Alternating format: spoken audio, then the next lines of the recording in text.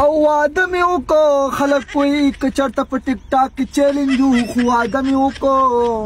هنیمون باندې روان یو دوبۍ ته واده مې وکړو مخته خو دې وګوره چوارې بله ثناګل دروغ هم درنه څوک نشي ویلی څوک درنه دروغ هم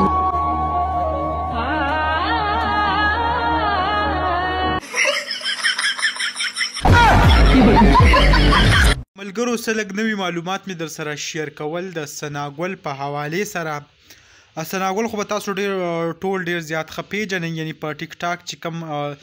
ویډیو جوړی دی نه علاوه د ارشد خان سره چې په سعودي عرب کې هغې کوم کار کوو په هوټل کې، د هغې نه پس چې په سیدولي شاه کم تنقید شروع کړی هغه به هم ستاسو یاد وي. یعنې سیدولي شاه چې په کوم تنقید وکړو چې آیا په سعودي عرب کې داسې کار کول داسې قسمه فحاشي راوستل هغه مونږ نه منو. نو بیا چې کوم د ثناګل د هغه خبرو له وجې چې کوم د پاکستان ته راله او په پاکستان کې هغې چې اوس څه چل وکړو لکه دا کم هلک چې تاسو وینئ دا کم د چوارې په نوم چې مشهور دی هغه په ټیک ټاک کې د دې سره یې څه ویډیو جوړې کړي په هغې کې کم د واده داسې څه کپړې هغه یې پکې هم واچولې او خلکو چې کم دی هغه بیا دا یو ریاکشن شروع کړو چې آیا د ثناګل او دا کومه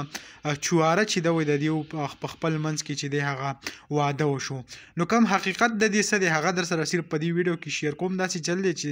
دا د ټیک ټاک کمې جنکۍ چې دي د دې کار صرف دا دی چې د ملک ته د صوبې ته داسې په هاش قسمه حرکتونه وکړي چې دا خلک چې کم دی پښتانه چې دي هغه بدنام کړي، د دې بل څه مقصد نشته. یعنې په ټیک ټاک که تاسو وګورئ نن سبا کې صرف دا یوه غویمه ده چې ارشد خان یې پرېښودو او دې کم چې دی هغه د بل چا سره واده وکړو، صرف او صرف چې کم دی هغه دغه ویلی کېږي. نو ډېر زیات خفه شو یار چې لکه مونږ د دې نور کم خلکو ټیک ټاک ته وګورو بیا راشو زمونږ د پښتنو کم ټیک ټاک مونږ وینو نو د چا خبره وایي اخر سړی هغه